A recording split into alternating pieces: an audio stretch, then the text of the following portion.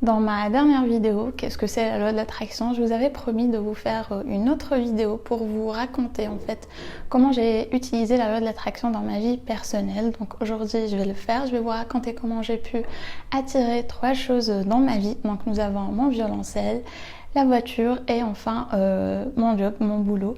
Et il faut savoir que compte tenu des circonstances, en fait, à la base, il était a priori impossible, voire inconcevable de les acquérir. Donc je vais commencer par ordre chronologique en commençant avec le violoncelle. Pour ceux qui ne le savent pas, j'habite en Algérie et ici, faire de la musique est vu d'un mauvais œil. Je dirais même que notre société porte un très fort mépris envers la culture et les arts. Et moi, j'avais ce rêve de jouer du violoncelle. Et en fait, en Algérie, il n'y a pas d'orchestre. Donc, il y a un seul orchestre symphonique qui est fait de personnes d'un certain âge et qui recrute de manière... je ne saurais pas vous le dire parce que je ne sais pas jusqu'à aujourd'hui quels sont exactement leurs critères de sélection parce que j'ai l'impression que depuis que je suis toute petite, il y a toujours les mêmes personnes dans cet orchestre qu'on ne voit presque jamais en plus. Donc bref, moi mon rêve c'était d'intégrer un orchestre symphonique et de jouer du violoncelle. Et en plus la notion de conservatoire de musique était inexistante.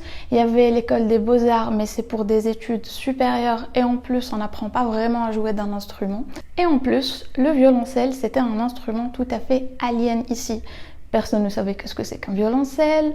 Je n'en trouvais jamais en magasin de musique, c'était très très rare on va dire que j'en trouve. Et quand j'en trouvais un, il coûtait 6 fois le salaire de ma maman. Donc c'est pour vous dire que c'était très très mal parti pour acquérir un violoncelle. Mais j'ai une maman qui nous encourage toujours à suivre nos passions. Et donc dès qu'une école de musique a ouvert dans une ville voisine, elle nous a inscrites là-bas, moi et ma sœur. Et c'était une école où il n'y avait que des profs russes. Et il n'y avait pas de choix en fait, il n'y avait que l'option piano. Donc on a fait une année de solfège là-bas, moi et ma sœur. Et après cette année, on a commencé quelques mois de pratique au piano. Mais bien sûr, l'école a fini par fermer et du coup, on a dû arrêter. Ensuite, quelques années passent et en fait, j'ai décidé d'apprendre à jouer de la guitare parce que déjà, je n'avais pas de piano pour pratiquer ce que j'avais appris. Le piano également était... plutôt cher pour l'acquérir et donc j'ai décidé de jouer tout simplement de la guitare et ça tombait bien étant donné que ma meilleure amie m'avait offert une guitare. Donc j'ai commencé à apprendre à jouer de la guitare toute seule à la maison tout en cherchant des cours mais on n'avait pas encore une fois comme je vous l'avais dit. Et puis un jour on est sorti moi et ma maman pour acheter un étui pour ma guitare parce que je venais de rentrer à l'université et du coup je voulais prendre ma guitare avec moi à l'université. Et quand on était dehors, moi et ma maman, on a vu un gars avec une guitare. Du coup, on est allé, on s'est dépêché pour le rattraper et lui demander où est-ce qu'il a acheté l'étui de sa guitare. Et ben, il nous dit où est-ce qu'il a acheté. Et ma maman, on profite pour lui demander s'il fait des cours de guitare. Donc il dit oui. D'ailleurs, j'y vais en ce moment si vous voulez m'accompagner, je vous montrerai où c'est. Donc on lui a dit oui et on l'a accompagné. Et dès qu'on est arrivé, en fait, c'était un orchestre de musique andalouse. Donc c'était une association. Donc ici en Algérie, il y a beaucoup d'orchestres qui sont en fait une association de musique andalouse. Il y en a certaines associations dans certaines villes. Et en fait, ces associations sont très sélectives également. Donc, il faut avoir moins de 8 ans pour l'intégrer ou avoir fait tant d'années dans une autre association. Mais comme cette association dans ma ville était jeune, donc elle recrutait même des personnes qui étaient un petit peu âgées, étant donné que j'avais, je pense, 17 ans à l'époque. Mais... et qui n'avaient pas forcément beaucoup d'expérience dans le domaine de la musique. Donc comme je vous disais, ce jour-là, quand par hasard ils étaient en train de faire des castings pour recruter de nouvelles recrues dans l'orchestre. Et moi déjà tout de suite la notion d'orchestre m'a beaucoup plu. Et en fait on avait parlé au président de l'association, au prof, et il m'a proposé de passer le casting. Donc j'ai accepté, j'ai passé le casting et en fait ce qu'il faut savoir, c'est ce qui est particulier avec ces associations, c'est qu'en fait on ne lit pas les partitions. Donc tout ce qu'on joue, on le joue à la mémoire et on l'apprend à l'oreille. Donc pendant le casting, il ne m'a pas donné des partitions que je devais jouer, mais plutôt il me jouait des morceaux et je devais les reproduire seulement à l'oreille. Ça veut dire qu'il faut savoir reproduire ce qu'on écoute. Du coup, j'ai passé le casting, ça s'était bien passé.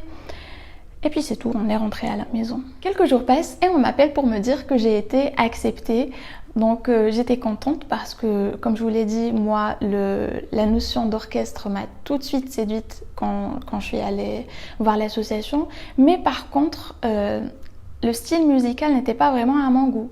Et je me souviens m'avoir parlé à mon papa et il avait « arrête !» Et il avait des étoiles à la place des yeux parce que lui, quand il était très jeune, il voulait jouer de la mandoline, il avait commencé à en jouer et il voulait vraiment intégrer une association de ce genre, mais il n'a pas eu la chance de pouvoir le faire. Et du coup, je me suis dit, allez tiens, je vais essayer, si ça ne marche pas, ben tant pis. Et c'était en fait à ce moment-là que j'avais découvert la loi de l'attraction. Et en fait, j'avais tout de suite décidé que j'allais l'utiliser pour attirer un violoncelle. Et je me suis aussi rendu compte que je faisais déjà quelques pratiques de la loi de l'attraction, à savoir la visualisation. Parce qu'en allant à l'université quotidiennement, j'avais 1 heure de route pour arriver, 1 heure pour revenir, donc 2 heures de trajet. Et pendant mes trajets, en fait, j'écoutais tout le temps des concertos et je me visualisais en train de jouer du violoncelle dans ces concertos. Donc je les écoutais, je fermais les yeux et pour moi je me voyais en train de jouer. Je pouvais presque sentir le manche entre mes doigts du violoncelle. Et donc j'ai décidé d'approfondir un petit peu plus la pratique de la loi de l'attraction justement pour attirer un violoncelle. Et donc qu'est-ce que je faisais? Comme je vous l'ai dit, des affirmations, donc je me répétais tout le temps que j'allais avoir un violoncelle, que j'avais déjà un violoncelle, que j'étais en train de l'attirer. J'en étais sûre et certaine, donc la croyance elle est très très importante. Je croyais vraiment que j'allais avoir mon violoncelle, je n'en doutais pas un instant. Et en plus la visualisation et surtout les actions. C'est-à-dire que je faisais énormément de recherches sur l'histoire du violoncelle, je regardais beaucoup de vidéos en fait de comment jouer du violoncelle. Donc j'agissais aussi dans ce sens. Et en parallèle, comme je vous l'avais dit, j'ai intégré cette association. Donc j'étais en train d'apprendre à jouer de la musique dans un orchestre, même si à ce moment-là, j'étais pas en train de jouer du violoncelle, mais du luth. Enfin bref. Donc un de ces jours, en faisant mes recherches, je tombe sur un orchestre qui fait le même style musical que le nôtre et ils avaient un violoncelliste. Donc là, moi j'étais aux anges, parce que je n'y avais pas pensé en fait auparavant. Comme c'est de la musique andalouse, il y a certains instruments comme la mandoline, le mandol, le luth, etc. Et j'avais pas vraiment pensé au violoncelle dans cet orchestre-là. Mais comme j'ai vu qu'on pouvait jouer du violoncelle dans cet orchestre-là, je suis tout de suite allée parler à mon prof pour lui demander si on pouvait avoir un violoncelle dans notre configuration.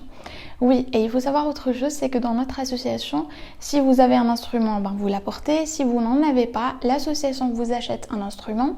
Vous pouvez l'acquérir avec le temps ou bien l'avoir, mais il appartient à l'association. Donc ça veut dire que l'association pouvait acheter un violoncelle qui était hors budget pour moi et je pouvais en jouer. Donc je lui avais demandé et il me dit oui, tout à fait, on pourrait avoir un violoncelle. Ça serait d'ailleurs très intéressant d'en avoir un dans l'association.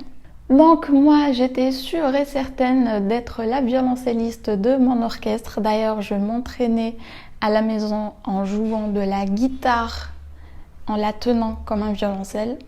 Je dois vous montrer ça. Donc comme je vous disais, je jouais chez moi de la guitare comme ça. Je jouais sérieusement de la guitare à la maison comme ça. Je faisais les accords de cette manière pour tenir le manche de la guitare comme on tient le manche d'un violoncelle. Quelques mois passent. Et un jour, j'arrive aux répétitions, on répétait 2 fois par semaine, et là, je vois un violoncelle, mais il était dans les mains d'une autre fille de mon orchestre. Et là, je demande « Ah, on a un nouveau violoncelle, etc. » Et on me dit « Ben oui, et c'est elle qui va jouer du violoncelle. » Donc, comme vous pouvez l'imaginer, j'étais extrêmement déçue. Parce que c'est comme si j'avais attiré en fait ce violoncelle pendant des années. Je l'attirais et quand il est arrivé, il a dérapé, il a atterri dans les mains d'une autre personne. Donc par la suite, j'ai demandé au prof pourquoi le lui avoir donné à elle et il m'a expliqué que pour elle, ça serait beaucoup plus facile de jouer du violoncelle étant donné qu'elle jouait un violon alto, qui est un violon un petit peu plus grand, légèrement plus grand et plus grave que le violon. Et dans notre association, on ne tient pas les violons de cette manière, mais plutôt comme ça. Donc la transition pour elle aurait été beaucoup plus facile que pour moi, étant donné que moi, je jouais du luth, et donc c'est deux mondes totalement différents. Bon, comme je vous l'ai dit, j'étais déçue, mais j'étais aussi déterminée à continuer à attirer mon violoncelle. Si j'ai pu l'attirer au point où il arrive dans mon orchestre, ça veut dire que je pouvais en attirer un autre pour qu'il arrive cette fois dans mes mains et pas dans les mains d'une autre personne.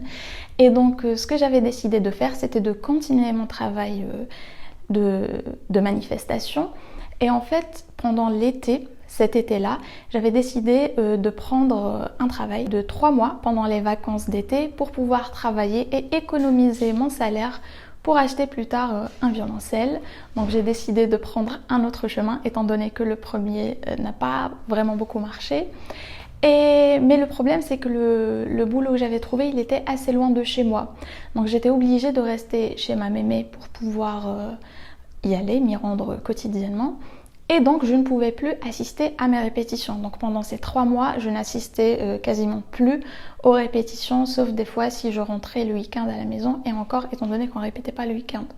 Donc bref, et comme je savais que la somme que j'allais avoir n'était pas vraiment, elle était très loin du prix du violoncelle, j'avais aussi décidé d'acheter un violon pour ma soeur parce qu'elle voulait apprendre à jouer du violon. Donc je lui avais acheté un violon et j'ai économisé le reste pour un fonds pour acheter un violoncelle. Et en fait, après les 3 mois d'été que j'ai passé à travailler, quand je suis rentrée à la maison, j'ai repris les répétitions. Et en arrivant aux répétitions, la fille n'était plus là. Donc je demande où est-ce qu'elle est et on me dit qu'en fait, elle a quitté l'association. Et comme je vous l'ai dit, le violoncelle, c'est l'association qui l'a acheté. Donc si elle quitte, eh bien, elle ne va pas le prendre avec elle. Et donc pour moi, ce fut encore une fois une grande ouverture d'espoir sur la reprise de ce violoncelle. Donc ce que j'ai fait, c'est que j'ai commencé à apprendre à jouer du violon à la maison, celui que j'ai offert à ma sœur, pour pouvoir prouver au prof que j'étais capable de jouer du violoncelle si je savais jouer du violon. Et c'est exactement ce que j'ai fait. J'ai appris à jouer du violon toute seule à la maison, j'ai montré ce que j'avais appris au prof et je lui avais dit, voilà, est-ce que maintenant je peux prendre le violoncelle parce que je veux jouer du violoncelle et c'est mon rêve depuis que je suis toute petite. Et il a accepté. Et 8 ans après, je suis toujours la violoncelliste de notre orchestre.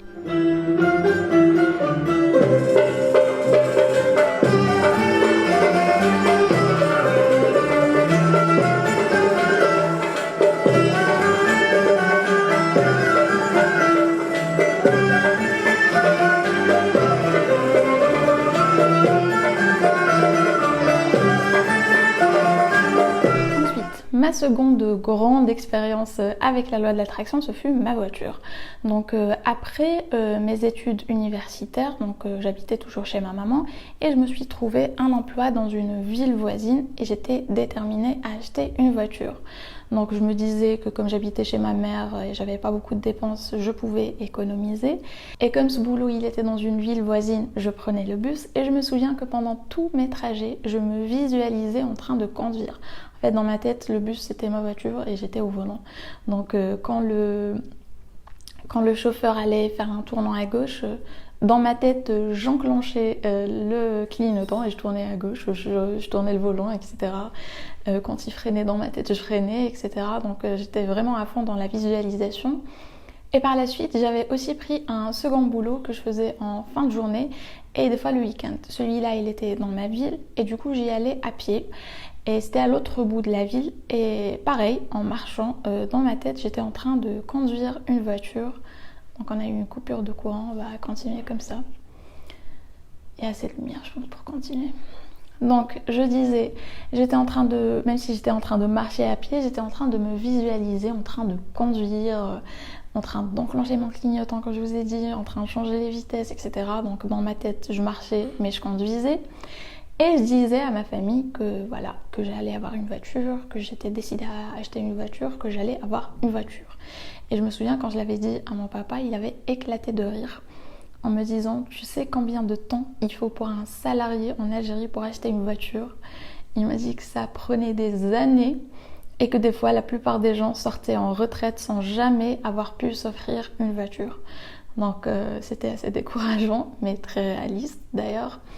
Mais moi j'étais déterminée, surtout que j'ai eu une bonne expérience avec la loi de l'attraction auparavant avec le violoncelle, qui aussi était impossible à la base à acquérir, mais que j'ai pu acquérir à la fin. Du coup j'étais aussi décidée à avoir une voiture, même si on me disait que c'était impossible de l'avoir. Donc j'étais en train de voir qu'est-ce qu'il y avait sur le marché, et bien entendu j'étais réaliste. Je ne me disais pas que j'allais m'acheter une voiture neuve, je savais que je pouvais m'offrir qu'une voiture d'occasion. Donc je regardais qu'est-ce qui était disponible sur le marché, quels étaient les prix, quels étaient les modèles, et ainsi de suite. Et puis un jour, il y a mes sœurs qui me disent « Écoute, il y a notre oncle qui a une voiture qu'on n'a jamais vue auparavant et qui veut vendre. » Donc, et quand je vois cette voiture, en fait, elle ressemble énormément à ce que j'étais en train de visualiser. Parce qu'il faut savoir que moi, j'aime pas trop les voitures. En fait, j'aime les vieilles voitures comme les Coccinelle, les Jeep, les Lada Niva. Et j'aime pas trop, en fait, les modèles modernes de voitures. Et en fait, cette voiture, elle était un mix entre une voiture ringarde et une voiture confortable. Donc, pour moi, c'était le parfait mix entre les deux. Et donc quand j'ai demandé à combien il était en train de la vendre, eh bien j'avais un petit peu moins du tiers de la somme. Donc j'étais assez loin, surtout que lui il était assez pressé de la vendre. Et donc j'y ai réfléchi et je me suis dit tiens, ma maman, je pourrais convaincre ma maman de l'acheter pour elle, pas pour moi. Et je pourrais l'utiliser de temps en temps. Donc moi et mes sœurs, on a essayé de la convaincre de l'acheter. Donc pendant tous nos repas, on en parlait, on lui disait quels étaient les points forts, etc. Qu'est-ce qu'elle pouvait faire avec, que ce serait bien de la voir. Et au début, elle était très réticente, mais avec le temps, on a réussi à la convaincre de l'acheter. Et depuis le jour où on l'a ramenée, elle a tout bonnement refusé de la conduire. Donc il n'y avait que moi qui la conduisais. Et techniquement, j'ai pu manifester ma voiture. On passe à présent à mon boulot. Donc c'est ma dernière histoire de la loi de l'attraction. Quand j'étais à l'université, j'avais fait un stage dans un centre technique qui appartient à une grande entreprise algérienne qui a des centres un petit peu partout. Donc on va appeler cette entreprise l'entreprise Banane. Donc j'ai fait 1 mois de stage chez eux. Et je me souviens que ça ne m'avait pas énormément plu, ce n'était pas le domaine ou le boulot en lui-même, mais en fait c'était le centre, c'était l'endroit, il était assez sinistre, c'était bizarre, j'ai pas beaucoup aimé. Et du coup, en faisant ce stage, je n'envisageais pas vraiment de travailler là-bas. Mais par contre, pour valider le stage, on devait faire signer des papiers à la direction de cette entreprise, à une direction régionale. Donc je me souviens m'être rendue à cette entreprise, à cette direction de l'entreprise Banane. Et là-bas, je ne sais pour quelle raison, dès que je suis arrivée, je me suis sentie et je me suis dit « je veux travailler ici, c'est ici que je vais travailler ». En fait, en rentrant, j'étais en train de me dire que... J'étais en train en fait de visualiser comme si que j'étais là pour travailler en fait, comme si c'était là que je travaillais. C'était très bizarre, je ne sais pas pourquoi j'ai eu cette sorte d'affinité avec cette entreprise, étant donné que c'était une entreprise très connue et il ne m'était pas forcément venu à l'esprit auparavant de travailler là-bas, même si j'avais fait mon stage chez eux, comme je vous l'avais dit.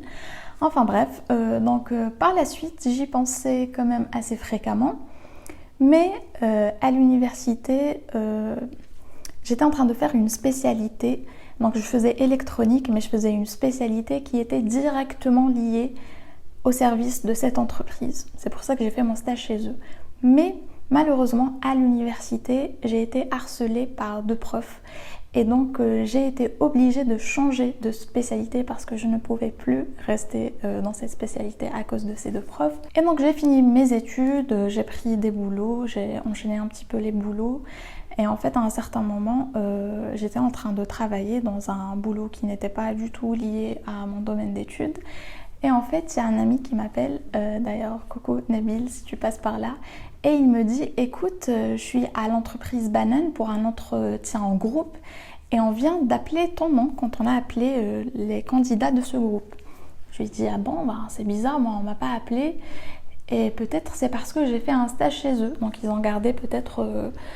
mon nom, etc. Et ils ont décidé de m'appeler pour cet entretien.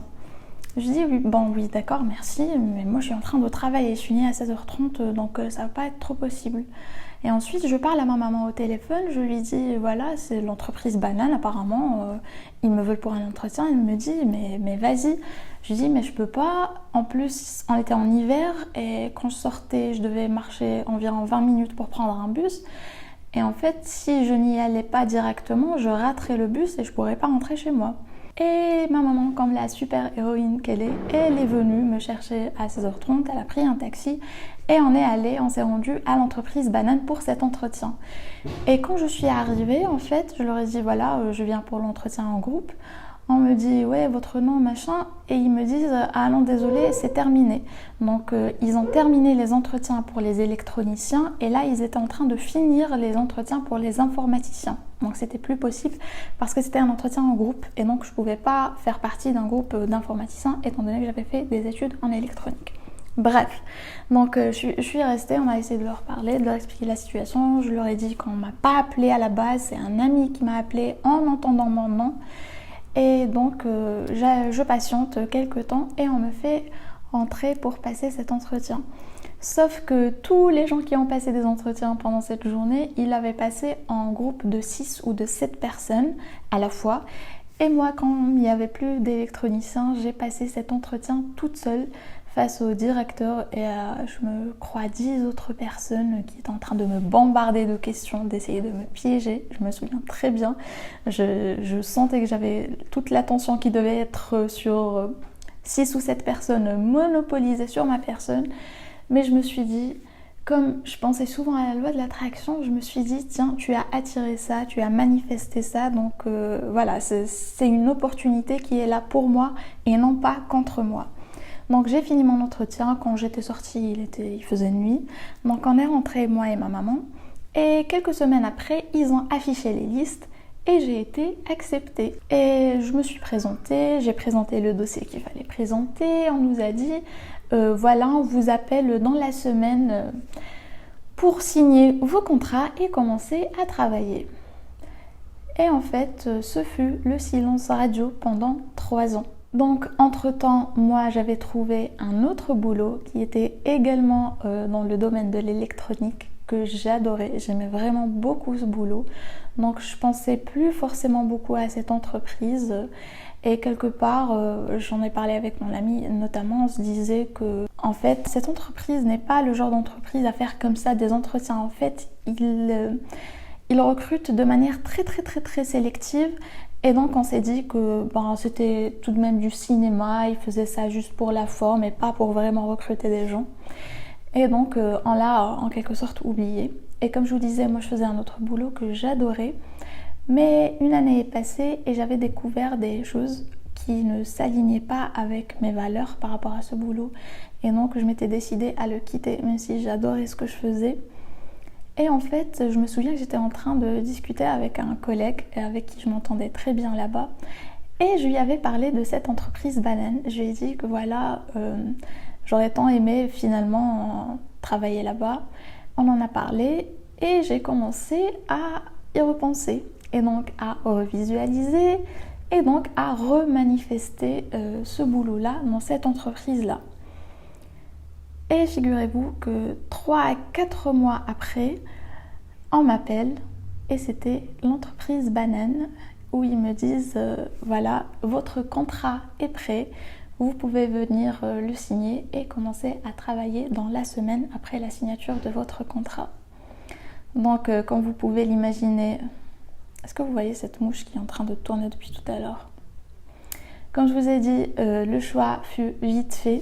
Donc j'ai démissionné, je suis allée signer mon contrat et le jour où je suis allée signer mon contrat, je suis en train de le lire et là je vois que mon affectation a changé. Il faut savoir que 3 ans auparavant, mon affectation devait être dans la direction dont je vous ai parlé de cette entreprise. Et là en fait on m'a changé mon affectation, m'a affecté à un poste dans un centre technique qui n'était pas pour me déplaire parce que j'adore le côté technique de ce que je fais. Mais le problème, c'est que ce centre-là, ce n'est pas celui où j'ai fait mon stage. C'était un centre qui était à minimum 1 heure de route en voiture de chez moi. Donc il était assez loin de chez moi et moi je ne voulais pas avoir un boulot où j'étais obligée de faire un trajet d'1 heure par jour. Donc je leur ai dit non, non, non, non, non, ça va pas être possible. Moi à la base j'étais censée travailler ici, d'ailleurs j'habite ici parce que entre temps je m'étais mariée et j'ai déménagé dans la ville où se trouve cette direction. Et ils m'ont dit oui, il n'y a pas de souci, si vous voulez faire un transfert, c'est très facile de le faire, on comprend tout à fait. Vous signez votre contrat et dès que vous êtes officiellement une employée de l'entreprise Banane, vous déposez votre transfert et vous allez être transféré ici. Je leur ai dit mais combien de temps ça va prendre? On m'a dit la procédure va prendre au maximum 10 jours. Et en fait cette procédure a pris 9 mois. Et comment vous dire, ces 9 mois, c'était pas des procédures tout à fait simples parce que j'ai commencé à travailler dans ce centre, donc je me tapais 1 heure de route pour y arriver avec énormément d'embouteillages. J'avais un boss et des collègues qui étaient exécrables, ils étaient vraiment horribles. Et du coup, j'étais très très malheureuse pendant ces 9 mois dans cet emploi, même si finalement j'avais manifesté un emploi dans l'entreprise Banane, mais c'était pas le poste que je voulais, à l'endroit où je voulais. Mais tout de même, j'essayais quand même de faire mon transfert, parce qu'il faut savoir aussi que dès que j'ai signé mon contrat et que j'ai commencé à travailler, la procédure qui était censée prendre 10 jours, on m'a dit « Ah ben non, finalement, vous n'y avez pas droit ». Comment ça, je n'y ai pas droit? Vous m'avez dit, ah bah non, finalement, non. Après, on me disait, ouais, mais vous êtes en période d'essai. Non, mais il faut finir 1 année avant de pouvoir demander un transfert. Ensuite, non, il faut finir 2 ans avant de demander un transfert. Enfin bref. Et là, j'ouvre une petite parenthèse pour vous donner un conseil hors loi de l'attraction.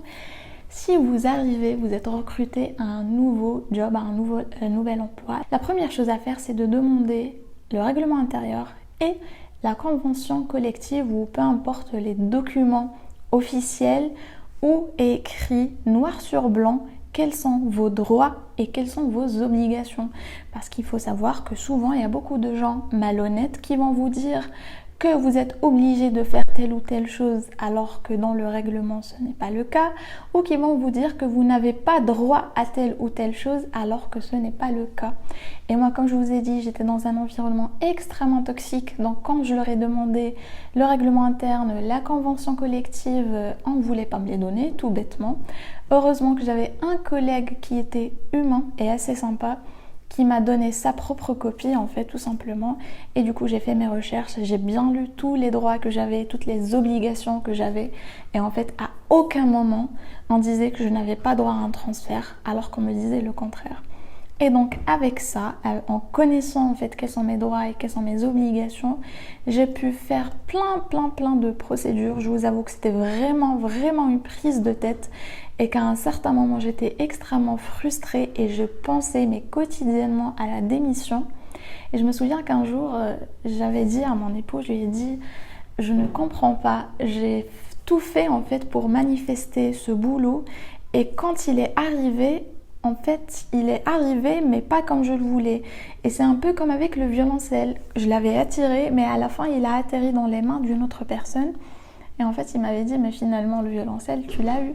Donc, pour ce boulot, techniquement, même si à la fin, je n'ai pas attiré exactement ce que je voulais, je pouvais continuer à affiner pour pouvoir manifester exactement ce que je voulais.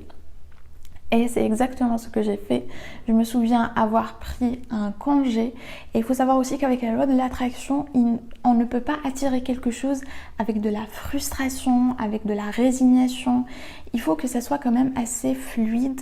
Et moi, en fait, j'étais vraiment frustrée, j'étais énervée, il y avait beaucoup... Je manifestais avec énormément d'énergie négative et ce n'est pas comme ça que ça marche. Et du coup, j'ai décidé de prendre un congé, de me reposer un petit peu, d'y penser et de lâcher prise surtout. Et en fait, j'ai pris un congé de 10 jours. Et pendant ces 10 jours, je lâchais prise. Je me disais, je sais que je vais finir par avoir ce que je veux. Ça ne sert à rien de stresser et de me mettre dans tous mes états. En ce moment, je suis dans ce boulot.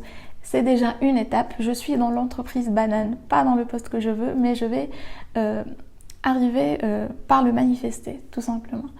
Et en fait, 5 jours après avoir pris ce congé, on m'appelle pour me dire voilà, votre mutation a été signée, vous pouvez commencer à travailler à la direction de l'entreprise Banane dès que votre congé prendra fin. Je vous avoue que j'étais incrédule, c'était incroyable parce que j'avais oublié avec quelle facilité on pouvait manifester et je m'étais rendu compte que j'étais en train de le faire de la mauvaise manière, comme je vous l'ai dit, parce qu'il y avait énormément d'émotions négatives dans ma manifestation depuis que j'avais intégré cet emploi. Pendant ces 9 mois, j'ai essayé de manifester mais de manière très très négative. Ce n'est pas comme ça que ça marche. Je vous l'avais dit, ça marche avec les fréquences. Donc les fréquences négatives et les fréquences positives, il faut y faire très attention. Et donc voilà, j'étais aux anges, j'étais contente.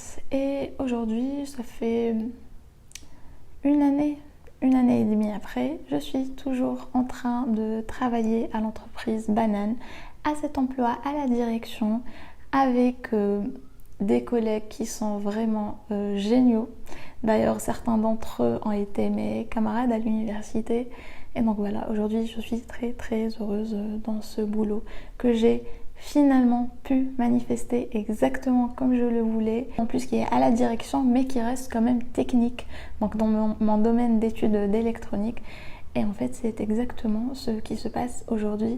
Et je crois fermement que c'est grâce à la loi de l'attraction que j'ai pu le manifester.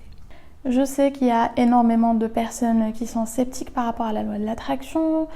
Certaines personnes vont dire que c'est ésotérique, d'autres personnes vont dire que ça n'a rien de spécial ou de magique, que c'est juste de la détermination. Et en fait, je ne suis pas d'accord avec les deux. Parce que oui, je vous l'avais dit, la loi de l'attraction n'a rien de magique ou d'ésotérique. En fait, c'est tout simplement une loi qui dit que si vous alignez vos pensées, vos émotions et vos actions avec ce que vous voulez avoir, eh bien vous allez attirer cette chose dans la mesure où en fait vous allez avoir des opportunités qui vont vous permettre de l'acquérir et non pas elle-même qui va apparaître comme par magie. Ce n'est pas comme ça que ça marche. Comme vous aurez pu le remarquer par rapport à mes histoires, je n'ai pas attiré ces choses. J'ai attiré des opportunités et comme je savais qu'est-ce que je voulais et j'étais en train de visualiser et j'étais en train de manifester, donc j'ai su reconnaître les opportunités dès qu'elles se sont présentées et j'ai su m'en servir pour finalement arriver à ce que je voulais manifester. Donc je ne suis pas là pour vous convaincre, je suis là juste pour vous raconter mes histoires, peut-être vous aider à tenir bon si vous êtes déterminé à avoir quelque chose, si vous essayez de la manifester, que ça prend du temps. Parce que comme vous avez pu le voir pour mes histoires, par exemple pour le violoncelle, ça a vraiment pris des années. Mais finalement, ça en valait la peine.